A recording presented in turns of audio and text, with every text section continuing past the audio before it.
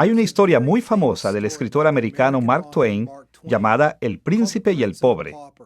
En la historia, un príncipe invita a un mendigo pobre a su castillo, y solo para divertirse, los dos intercambian su ropa. Desgraciadamente para el príncipe, es confundido con el mendigo y lo echan del castillo.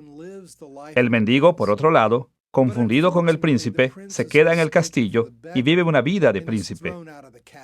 Ahora, en esta historia, los dos, el príncipe y el pobre, se sorprendieron cuando las personas confundieron sus identidades. Si el príncipe hubiera sabido que lo echarían del castillo, nunca habría estado de acuerdo en cambiar la ropa con el mendigo. Perder tanto poder y privilegio por algo tan sencillo como intercambiarse la ropa por simple diversión jamás hubiera valido la pena. En algunos aspectos, la situación en Colosas durante el primer siglo era similar a la historia del príncipe y el pobre. Los cristianos en Colosas eran motivados a participar en rituales paganos de adoración. Así que Pablo les escribió para recordarles las tremendas riquezas y realeza que habían disfrutado en Cristo y para advertirles de no cambiar esas bendiciones por los deficientes beneficios que pretendía ofrecerles la idolatría.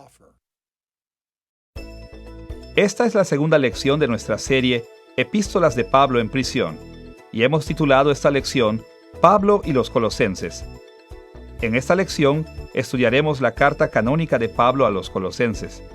Como veremos, en esta carta Pablo respondió fuertemente a las enseñanzas heréticas que introdujeron la veneración de seres espirituales menores en el culto cristiano. Nuestro estudio de Pablo y los Colosenses se dividirá en tres partes. Primero, analizaremos el trasfondo de la carta de Pablo a los Colosenses. Segundo, investigaremos la estructura y contenido de su carta a los Colosenses. Y tercero, nos enfocaremos en la aplicación moderna de esta carta. Vayamos primero al trasfondo de la carta de Pablo a los Colosenses. Paul was an apostle of Jesus Christ. Pablo era un apóstol de Jesucristo, y escribir cartas era un aspecto de su ministerio de autoridad como representante de Cristo. Otra parte de ser un apóstol era pastorear iglesias e individuos. Por lo que las cartas de Pablo no eran solo colecciones de enseñanza autoritaria. Más bien, estas eran personales y pastorales, motivadas por el amor y dedicadas a las iglesias y las personas a quienes él escribía. Las cartas de Pablo también eran ocasionales, es decir, fueron escritas para tocar puntos específicos en tiempos y lugares determinados. Así, conforme estudiemos la carta de Pablo a los Colosenses, es importante que sepamos algo sobre lo que incitó a Pablo a escribir. Nos tenemos que hacer preguntas como: ¿qué problemas enfrentaban los colosenses? ¿Qué motivó a Pablo para escribirles?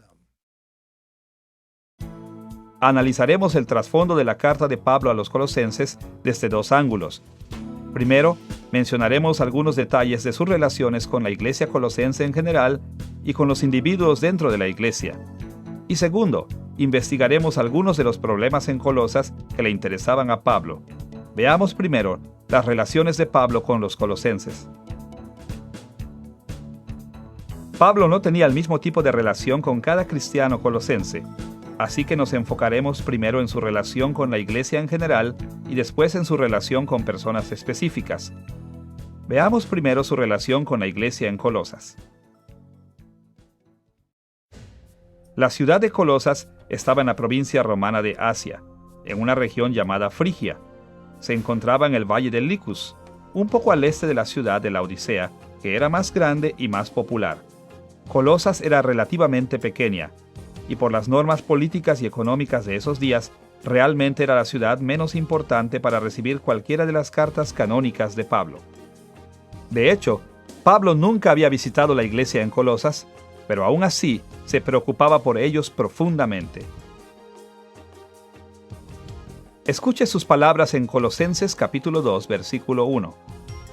Porque quiero que sepáis cuán gran lucha sostengo por vosotros y por los que están en la Odisea, y por todos los que nunca han visto mi rostro. Ahora, Pablo había pasado por Frigia durante su segundo y tercer viaje misionero, pero por alguna razón no había visitado la iglesia colosense. Posiblemente él había estado allí antes de que se estableciera la iglesia en Colosas, o quizás había estado en la ciudad, pero no había tenido la oportunidad de visitar la iglesia. También es posible que incluso nunca hubiera visitado la ciudad de Colosas. Cualquiera que fuera el caso, Pablo no conocía personalmente a la mayoría de estos creyentes. No obstante, podemos aprender algunas cosas sobre la relación de Pablo con los colosenses de los detalles en la carta de Pablo a ellos, así como de su carta a Filemón, quien vivió en Colosas. En primer lugar, leemos que Pablo tenía una relación indirecta con los colosenses por medio de representantes como sus amigos colosenses Epafras, Filemón y Onésimo y su mensajero Tíquico. Segundo, aunque no se conocían cara a cara, Pablo y los colosenses mantuvieron correspondencia entre sí. Por ejemplo, Epafras le trajo información de los colosenses a Pablo, y Pablo envió por lo menos una carta a la iglesia en Colosas, conocida como la Epístola a los Colosenses del Nuevo Testamento. Tercero, Pablo y los colosenses se ministraron entre sí. Por ejemplo, además de sufrir en prisión por causa de su nombre, Pablo oró específicamente por los colosenses. Como lo escribió en Colosenses capítulo 1, versículo 9. Por lo cual, también nosotros, desde el día que lo oímos, no cesamos de orar por vosotros y de pedir que seáis llenos del conocimiento de su voluntad en toda sabiduría e inteligencia espiritual. Pablo oraba con regularidad específicamente por los colosenses, pidiendo bendiciones para ellos que él sabía que necesitaban. Cuarto, los colosenses también ministraban a Pablo. Aprendemos de las cartas de Pablo a los colosenses y a Filemón que los hombres colosenses, Epafras y Onésimo, visitaron a Pablo en la prisión. Y como la iglesia colosense envió mensajeros a Pablo, es razonable asumir que ellos también oraron por él.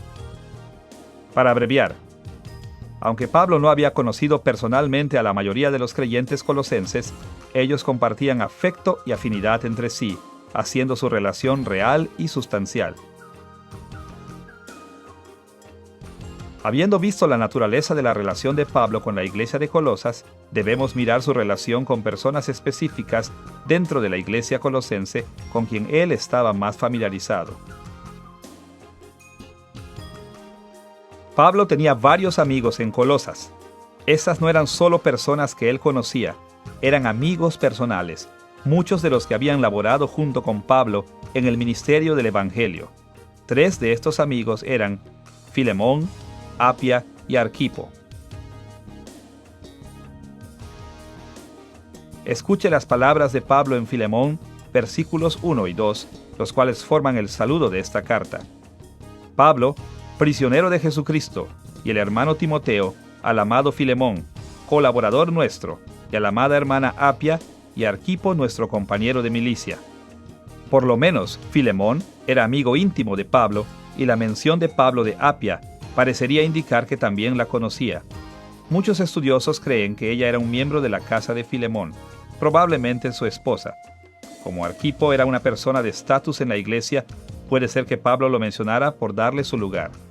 Pero lo más seguro es que él también era parte de la familia de Filemón, quizás su hijo. Otro de los amigos de Pablo de Colosas era Epafras. Pablo se refirió a Epafras como su compañero, trabajador y su compañero de prisión, y mencionó que Epafras era un ministro fiel de Cristo. Epafras estaba con Pablo en la prisión cuando Pablo envió su carta a la iglesia colosense. El amigo de Pablo, Onésimo, también era de Colosas. Onésimo era un esclavo que buscó a Pablo después de huir de Filemón y quien terminó atendiendo a Pablo en la prisión. La mayoría de los amigos de Pablo parecen haber estado relacionados de alguna manera con Filemón.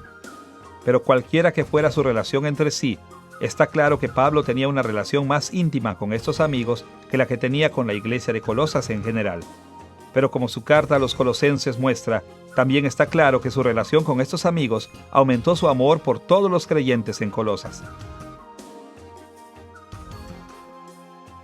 Así que, hablando generalmente, Pablo tenía muy poca relación personal con la iglesia colosense, pero también se preocupó profunda y personalmente por varios de sus miembros. Él no solo tenía un fuerte sentimiento por su iglesia porque era un apóstol, sino también debido a la relación con sus amigos.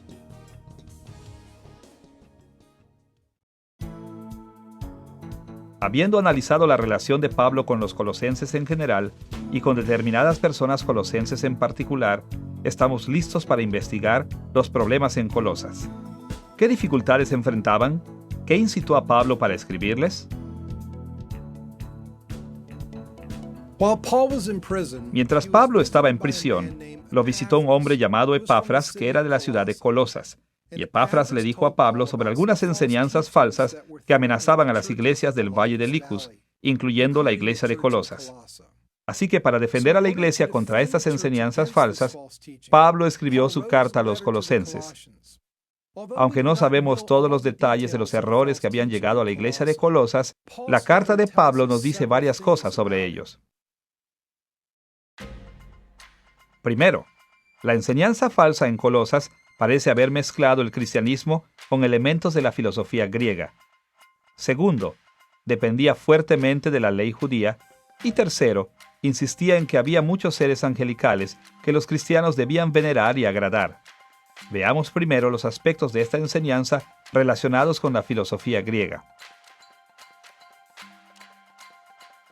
En el mundo mediterráneo del primer siglo, no había ninguna distinción contundente entre especulaciones religiosas por un lado y estudio intelectual por el otro.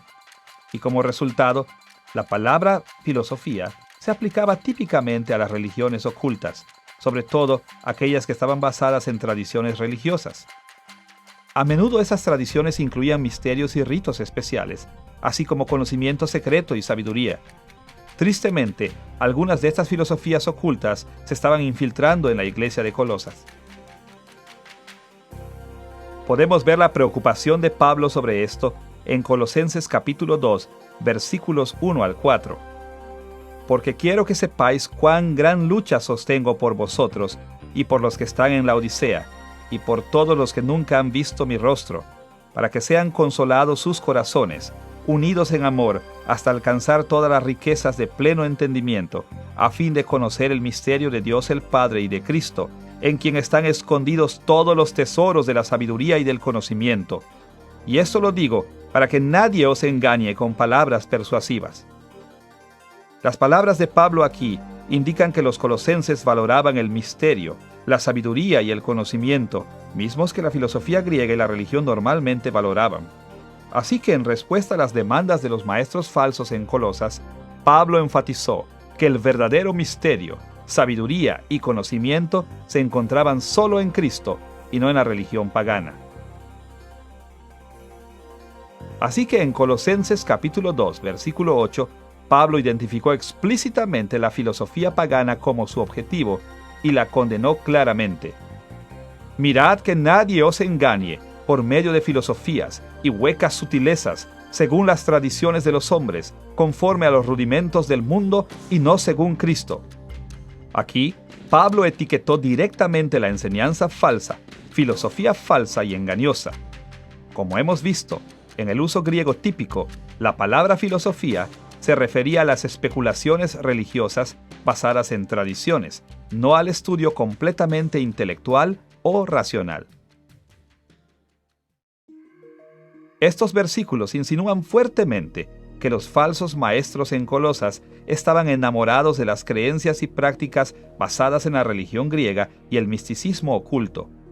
Para ganar la aceptación en la iglesia, probablemente ellos tomaron algunos elementos del cristianismo, pero obviamente no tomaron el cristianismo como fue enseñado por los apóstoles, pues de ser así, no hubieran confiado en la tradición oculta como la base de su sistema. La filosofía pagana defendida por los falsos maestros en Colosas también parece haber incluido elementos del ascetismo.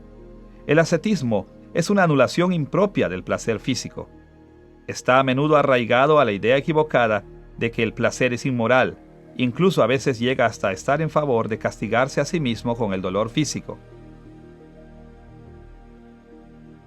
Pablo denunció tal ascetismo en Colosenses capítulo 2, versículos 20 al 23. Pues si habéis muerto con Cristo en cuanto a los rudimentos del mundo, ¿por qué, como si vivieseis en el mundo, os sometéis a preceptos tales como: no manejes, ni gustes, ni aun toques, en conformidad a mandamientos y doctrinas de hombres, cosas que todas se destruyen con el uso. Tales cosas tienen a la verdad cierta reputación de sabiduría en culto voluntario, en humildad y en duro trato del cuerpo, pero no tienen valor alguno contra los apetitos de la carne. Pablo se opuso a las prácticas ascéticas en Colosas por lo menos por dos razones. Primero, su ascetismo estaba basado en los principios básicos del mundo. Como veremos después en esta lección, este lenguaje se refiere a seres espirituales y poderes angelicales. Segundo, no tenía ningún valor contra el pecado, por lo tanto, no proveía ningún beneficio. En resumen, entonces, los falsos maestros en Colosas intentaron mezclar las enseñanzas de la Iglesia con tradiciones griegas que supuestamente traerían sabiduría y fortalecerían a los creyentes contra la tentación. Pero en realidad, la sabiduría que ellos ofrecían era falsa, sus prácticas no tenían valor y sus enseñanzas negaban la supremacía de Cristo. Además de promover la filosofía griega, los falsos maestros en Colosas introdujeron muchas prácticas basadas en la ley judía. Sin embargo, su uso y entendimiento de la ley judía partían tanto del judaísmo tradicional como de prácticas cristianas apropiadas. Como hemos visto en otras lecciones, Pablo respetó la ley mosaica y estaba dispuesto a aceptar y participar en muchas prácticas judías tradicionales por causa del Evangelio. Así, si los falsos maestros en Colosas hubieran empleado la ley de una manera válida, Pablo no habría criticado el uso de esta. Sus críticas indican que los falsos maestros estaban usando enseñanzas judías y prácticas de manera incorrecta. En Colosenses capítulo 2, versículo 16, Pablo se refirió a varias prácticas judías de las que los falsos maestros abusaron cuando escribió: Por tanto, nadie os juzgue en comida o en bebida, o en cuanto a días de fiesta, luna nueva o días de reposo. Evidentemente, los falsos maestros en Colosas enfatizaron ciertas prácticas derivadas de la ley del Antiguo Testamento. Esto incluía observar ciertas fechas del calendario judío, como fiestas religiosas, celebraciones de luna nueva y el día sabático, así como restricciones dietéticas. Pero ellos no observaban estas reglas del Antiguo Testamento de la manera prescrita por la ley mosaica, ni las aplicaban como lo hicieron los apóstoles. Al contrario, Pablo declaró que sus prácticas distorsionaban la ley del Antiguo Testamento y ponían en peligro el destino eterno de aquellos que lo seguían. Como lo escribió en Colosenses capítulo 2, versículos 17 y 18. Todo lo cual es sombra de lo que ha de venir, pero el cuerpo es de Cristo. Nadie os prive de vuestro premio, afectando humildad y culto a los ángeles, entremetiéndose en lo que no ha visto, vanamente hinchado por su propia mente carnal. La ley mosaica no asociaba los días santos con la adoración de ángeles, sino con la adoración a Dios, y no estaba a favor de una dieta especial como un medio de humildad o de ascetismo, sino como una señal de ser apartado como persona especial de Dios. Los falsos maestros, sin embargo, habían adulterado estas leyes, usándolas en la adoración idólatra y el ascetismo pagano. En Colosenses capítulo 2, versículos 11 y 12, Pablo agregó la circuncisión a la lista de las leyes judías de las que los falsos maestros abusaron. En él también fuisteis circuncidados con circuncisión no hecha a mano, al echar de vosotros el cuerpo pecaminoso carnal en la circuncisión de Cristo, sepultados con él en el bautismo, en el cual fuisteis también resucitados con él, mediante la fe en el poder de Dios que le levantó de los muertos. Al parecer, los falsos maestros en Colosas defendían una forma de circuncisión cristiana. Así que Pablo asoció la circuncisión con el bautismo cristiano para enseñar a los colosenses que, como ellos ya habían sido bautizados, no necesitaban ser circuncidados. Para abreviar, en Colosenses, Pablo escribió en contra de los abusos de la ley mosaica. Él no escribió contra la propia ley. En otra parte, Pablo afirmó que la ley de Moisés es una base apropiada para la moralidad y práctica cristiana y que nos enseña muchas cosas verdaderas sobre Dios. Pero aquí en Colosenses se concentró en refutar las enseñanzas y prácticas específicas de los falsos maestros, condenando la manera en que ellos habían adulterado los estatutos particulares de la ley e insistiendo a la iglesia que rechazara estas corrupciones. Además de emplear la filosofía griega y de adoptar prácticas basadas en la ley judía, los falsos maestros en Colosas promovieron la adoración de seres espirituales, alentando a los cristianos a venerar y agradar a estos poderes. Es evidente, por lo menos de tres maneras, que la iglesia colosense cortejaba la adoración de poderes espirituales. Primero, Pablo escribió sobre la adoración de los ángeles. Segundo, tocó el punto de gobernantes y autoridades. Y tercero, trató sobre problemas relacionados con los principios básicos de este mundo. Debemos comenzar viendo su mención sobre la adoración de ángeles. Según la Biblia, los ángeles son siervos de Dios y siempre han jugado un papel en la creación.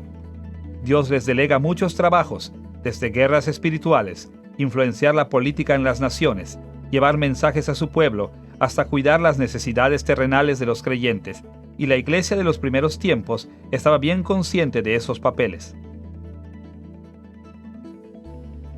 Como leemos en Hebreos capítulo 1, versículo 14, ¿no son todos espíritus ministradores, enviados para servicio a favor de los que serán herederos de la salvación? Los ángeles realmente son espíritus ministradores, y es importante reconocer su trabajo. Pero según los falsos maestros en Colosas, los ángeles eran mucho más que ministros. Ellos tenían poderes cósmicos, oráculos que revelaban las enseñanzas misteriosas a aquellos que realizaran sus cultos de ritos y los adoraran. Pablo condenó estas prácticas directamente en Colosenses capítulo 2, versículo 18, donde escribió: «Nadie os prive de vuestro premio, afectando humildad y culto a los ángeles, entremetiéndose en lo que no ha visto, vanamente hinchado por su propia mente carnal». Los falsos maestros decían haber recibido visiones de los ángeles y sobre estas bases animaban a otros cristianos a que hicieran los rituales apropiados para que ellos pudieran recibir visiones similares. Y quizás los falsos maestros realmente habían experimentado visiones, aunque éstas habrían sido de demonios, no de los ángeles santos de Dios. Incluso tal vez simplemente experimentaron trances eufóricos autoinducidos o incluso inducidos por drogas, o incluso podrían haber estado mintiendo. Cualquiera que fuera el caso, este punto de vista exagerado del poder e influencia de los ángeles no era raro en el mundo antiguo. Algunos maestros judíos sostenían ideas comparables sobre los ángeles y algunas filosofías griegas enseñaban cosas similares sobre sus oráculos y poderes astrales.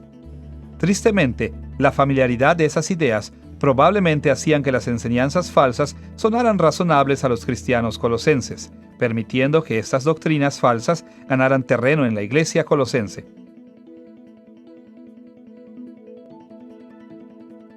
Ahora que hemos visto las referencias directas de Pablo a la adoración de los ángeles, debemos analizar sus argumentos sobre principados y potestades.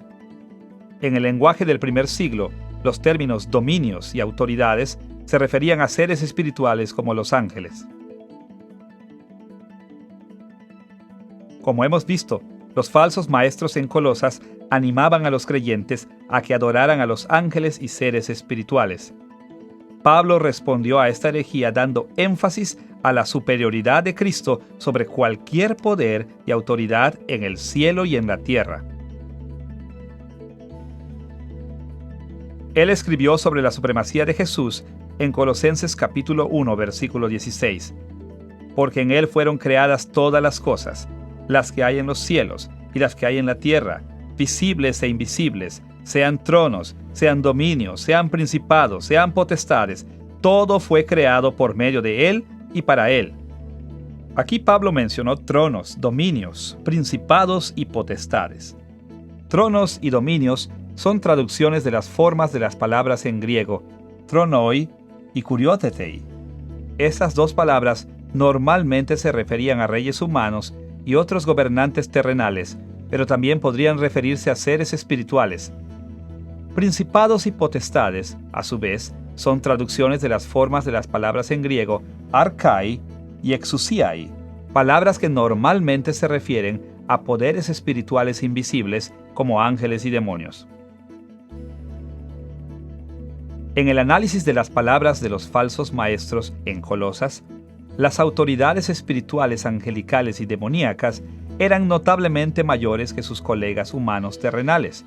Los falsos maestros exageraron en gran manera el poder de los ángeles y los demonios, tanto que a estos gobernantes invisibles les atribuían acciones y habilidades que en realidad pertenecen exclusivamente a Cristo. Pablo señaló su error alabando a Cristo como el Señor de toda la creación. En lugar de hacer distinción entre las autoridades terrenales y las espirituales, Pablo las trató como una sola, indicando que las autoridades espirituales y las terrenales tenían más en común que diferencias. Las dos fueron creadas y las dos eran inferiores a Cristo. El contraste real no era que lo espiritual estuviera sobre lo terrenal, como los falsos maestros decían, sino la supremacía de Cristo sobre todo. De nuevo, como dijo en Colosenses capítulo 1, versículo 16, en Dios fueron creadas todas las cosas, las que hay en los cielos y las que hay en la tierra. Pablo continuó diciendo que las fuerzas espirituales y Cristo estaban en conflicto directo. Los falsos maestros pensaban que adorar a Cristo era equivalente a adorar a las autoridades espirituales. Pero Pablo indicó que independientemente de cómo los maestros falsos concibieron a los seres espirituales que adoraban, la verdad era que solo los demonios permiten ser adorados. Los ángeles santos de Dios no toman parte alguna en tal idolatría y Cristo no permite la adoración de sus enemigos. Pablo se dirigió a este punto en Colosenses capítulo 2, versículo 15, donde escribió: despojando a los principados y a las potestades, Dios los exhibió públicamente, triunfando sobre ellos en la cruz por medio de Cristo. A través de la cruz de Jesucristo, Dios desarmó y triunfó sobre los poderes y autoridades espirituales. En otras palabras, los poderes y autoridades espirituales se opusieron a Dios en guerra espiritual. Ellos eran rebeldes, espíritus malos, enemigos de Dios. Eran demonios, no ángeles santos. Pero por medio de Jesucristo, Dios ha despojado a estos demonios de su habilidad de luchar y los ha humillado en la derrota. Estos demonios caídos, impotentes, derrotados, eran los poderes espirituales que los falsos maestros adoraban en Colosas, a los que Pablo se refirió como potestades y principados. Ahora que hemos explorado la mención de Pablo sobre los ángeles y los principados y potestades espirituales, estamos en posición de ver cómo Pablo habló de los principios básicos de este mundo. Como ya hemos dicho, esta fue otra frase con la que se refirió a los seres espirituales. En el primer siglo, el término griego stoikeia, que se puede traducir como principios básicos, normalmente se refería a los dioses y poderes espirituales que eran asociados con las estrellas y planetas. Stoikeia también fue usado para referirse a los 4 elementos físicos básicos: tierra, viento, fuego y agua. Se pensaba que estos principios básicos o elementos influyen e incluso controlan el destino de hombres y mujeres. Pablo usó stoikeia claramente de esta manera en Gálatas capítulo 4, versículos 8 y 9, donde escribió: ciertamente, en otro tiempo, no conociendo a Dios, servíais a los que por naturaleza no son dioses, mas ahora, conociendo a Dios, o más bien, siendo conocidos por Dios, ¿cómo es que os volvéis de nuevo a los débiles y pobres rudimentos, a los cuales os queréis volver a esclavizar? Aquí la palabra rudimentos traduce la palabra griega stoikeia, y se refiere a aquellos que por naturaleza no son dioses. Es decir, se refiere a los demonios que se hacen pasar por dioses paganos. Este mismo significado de estoiqueia es también al que Pablo se refirió en Colosenses capítulo 2, versículo 8, donde condenó estos principios básicos. Mirad que nadie os engañe por medio de filosofías y huecas sutilezas, según las tradiciones de los hombres, conforme a los rudimentos del mundo y no según Cristo. Pablo se dirigió a los principios básicos, o stoiqueia, como la base de la filosofía de los falsos maestros. En otras palabras, él decía que las tradiciones religiosas de los falsos maestros debían rechazarse porque aclamaban a dioses falsos. De una manera muy interesante, algunas ideas similares sobre los elementos y los poderes espirituales eran defendidas por algunas ramas del judaísmo, sobre todo durante el período intertestamental. Esto parece haberle dado entrada a la herejía cristiana que apareció en Colosas en los días de Pablo. Aparentemente, los falsos maestros en Colosas combinaron el legalismo judío, la religión pagana y el cristianismo, también para animar el culto a estos poderes astrales o cósmicos conocidos comúnmente como principios básicos o stoiqueia. La iglesia en Colosas enfrentó algunos verdaderos desafíos en el primer siglo. Al parecer, ellos nunca habían recibido el entrenamiento apostólico. Aunque la iglesia había sido plantada por hombres de Dios, no se había fundamentado sólidamente en la teología de los apóstoles. Esto hizo que los colosenses cristianos fueran particularmente vulnerables a las falsas enseñanzas. Así, cuando los falsos maestros empezaron a bombardearlos con las corrupciones del judaísmo e idolatría pagana, era difícil para ellos reconocer la diferencia entre la verdad y la herejía. Sabiamente, ellos reconocieron su problema y acudieron a Pablo por ayuda.